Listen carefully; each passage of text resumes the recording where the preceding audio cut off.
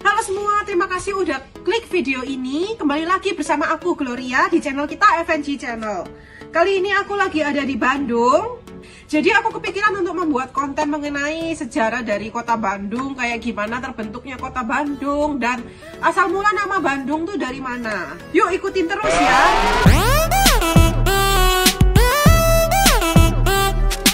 Nah, asal mula kota Bandung ini ada dua cerita. Jadi ada yang dari cerita rakyat dan ada yang berasal dari sejarah yang sebenarnya. Berdasarkan cerita rakyat, asal mula kota Bandung itu berasal dari Sungai Citarum. Nah, di sekitar Sungai Citarum ini ada orang sakti yang namanya Empu Wisesa. Nah, Empu Wisesa ini punya anak perempuan namanya Sekar. Dan dia juga punya dua murid yang bernama Wira dan Jaka. Empu Wisesa ini menemukan kedua muridnya di sebuah desa yang terkena lahar dari letusan gunung Tangkuban Perahu. Jadi kedua anak ini tuh nggak punya orang tua, jadi mereka berdua dibesarkan oleh Empu Wisesa. Mereka juga diberi ilmu oleh Empu Wisesa. Dua murid dari Empu Wisesa ini punya dua sifat yang berbeda. Si Wira sangat rajin dan giat untuk berlatih. Jaka mempunyai sifat kebalikan dari si Wira. Si Jaka sangat sering bermalas-malasan. Nah, setelah sekian waktu, Sekar, Jaka, dan Wira mereka semua udah dewasa. Lalu tiba-tiba si Jaka datang ke Empu Wisesa untuk melamar Sekar. Nah, Empu Wisesa menerima lamaran Jaka karena Empu Wisesa berpikir bahwa Sekar juga suka sama Jaka. Pas Empu Wisesa menyampaikan ke Sekar mengenai lamaran Jaka, Sekar menolak untuk menikah dengan Jaka. Jadi Sekar itu kayak menyalahkan Empu Wisesa kenapa tidak berdiskusi dengan Sekar dulu sebelum menerima lamaran dari Jaka.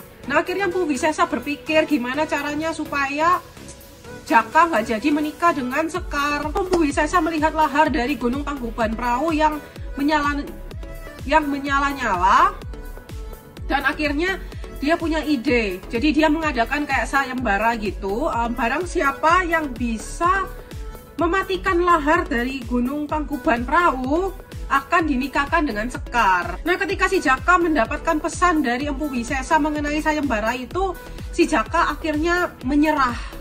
Karena Jaka berpikir bahwa memadamkan lahar dari Gunung Tangkuban Perahu merupakan sesuatu yang mustahil. Sedangkan si Wira berpikir dengan keras. Dia cari jalan gimana caranya supaya dia bisa memadamkan lahar dari Tangkuban Perahu. Wira akhirnya berpikiran bahwa lahar dari Gunung Tangkuban Perahu bisa dipadamkan dengan air, sehingga dia mencari air dalam jumlah yang besar, dan akhirnya dia melihat Sungai Citarum.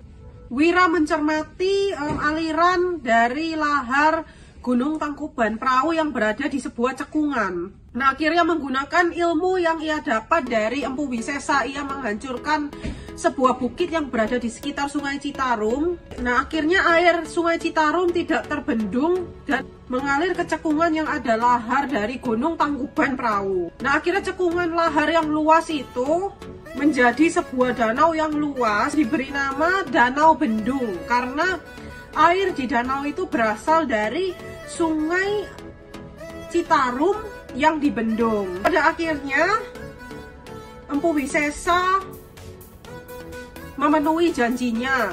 Ia menikahkan Sekar dengan Wira karena Wira berhasil memadamkan lahar dari Gunung Tangkuban Perahu.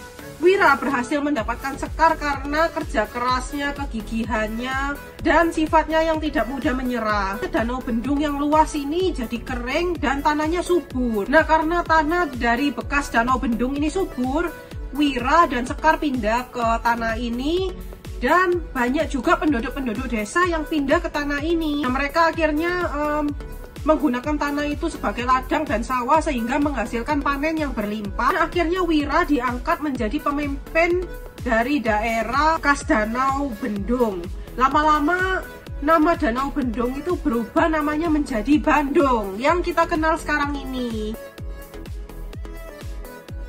Nah, kalau itu tadi cerita rakyat mengenai asal mula kota Bandung, sekarang aku akan menceritakan asal mula kota Bandung berdasarkan sejarah yang nyata. Yang perlu kita ketahui, ada Kabupaten Bandung, ada juga kota Bandung. Nah, Kabupaten Bandung ini sudah berdiri jauh sebelum kota Bandung berdiri. Nah, Kabupaten Bandung sendiri berdiri di abad 17 Masehi yang didirikan oleh bupati pertama yang bernama Tumenggung Wirang Gunangun, dan akhir jabatannya ada di tahun 1681.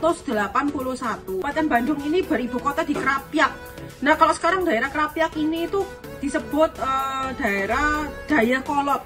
Nah, pas Kabupaten Bandung ini terbentuk, Indonesia itu masih berada di bawah pemerintahan Belanda, tepatnya berada di bawah pemerintahan VOC.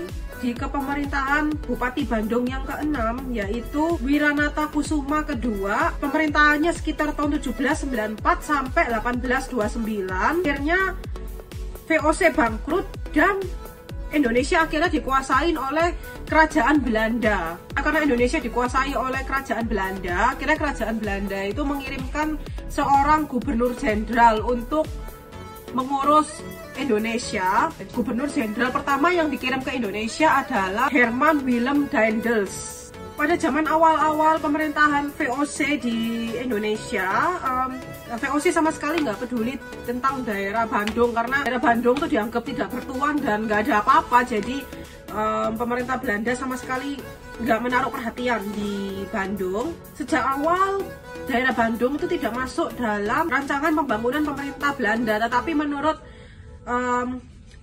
orang-orang pribumi, daerah Bandung tuh udah lama ada. Zaman dulu sebelum Belanda datang, daerah Bandung itu dikenal dengan nama Tatar Ukur yang dikuasai oleh kerajaan Banten dan Mataram. Jadi Tatar Ukur itu pertama kali menjadi perhatian Belanda ketika penguasa Tatar Ukur waktu itu yang bernama Wangsanata, atau yang dipanggil orang-orang Dipati Ukur, terlibat dalam peristiwa penggempuran benteng Kongsi Dagang VOC yang ada di Batavia. Nah, akhirnya Belanda mencurigai Tatar Ukur menjadi daerah sarang pemberontak. Nah, sejak Belanda menaruh perhatian di daerah Tatar Ukur, pembangunan sedikit demi sedikit mulai dilakukan di daerah Tatar Ukur, sampai pada akhirnya Gubernur Jenderal pertama di Indonesia, yaitu Willem Herman Daendels, membangun jalur transportasi di sepanjang utara Pulau Jawa. Jalan ini tuh terkenal dengan nama Jalan Raya Pos Anyer Panarukan. Nah, berkat jalan raya yang di Bandung Daendels ini, daerah Bandung yang dulunya merupakan daerah perkampungan pelan-pelan berubah menjadi perkotaan yang terus berkembang. Akhirnya tanggal 25 September tahun 1810, Kota Bandung resmi berdiri. Berdirinya Kota Bandung ini diawali dengan kebangkrutan VOC, dan yang pada akhirnya Indonesia diambil alih oleh pemerintahan kerajaan Belanda.